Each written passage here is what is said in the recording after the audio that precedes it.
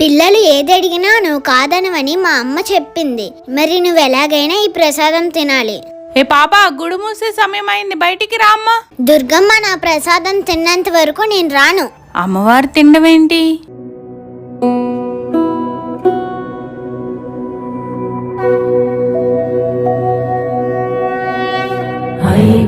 Nandini Nanditha మేదిని Vishwa Vinodini నందినుతే గిరివర Vindhya శిరోధిని వాసిని Vishnu విలాసిని జిష్ణునుతే